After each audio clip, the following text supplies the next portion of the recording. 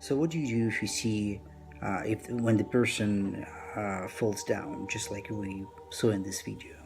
First, you have to make sure that you don't panic, because if you panic, then things are not going to go as you have been trained for.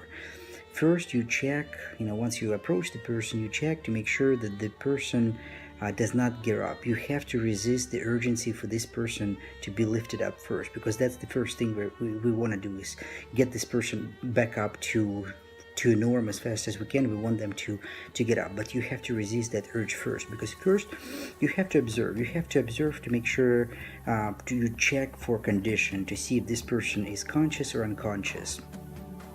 And then what you do next is you observe to see if this person is injured, and then reassure the person. If you see the person is conscious, talk to them, find out if they know where they're located and then what happened to them.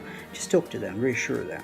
So, and as you reassure the person, if you talk to them, they talk back to you, they understand exactly where they're located, just let them know that everything is going to be fine, they're fine.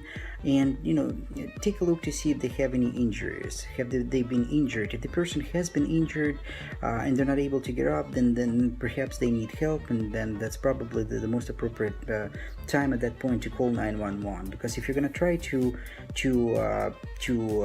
have them get up, it might make the situation worse. If they have a broken neck or something, or especially in this particular situation that they hit their head, maybe it's not the best approach for them to get up. Maybe they just need to take their time. Ask them to take deep breaths and then kind of assess the situation to see if it, how they feel, and if it actually makes sense for them to get up.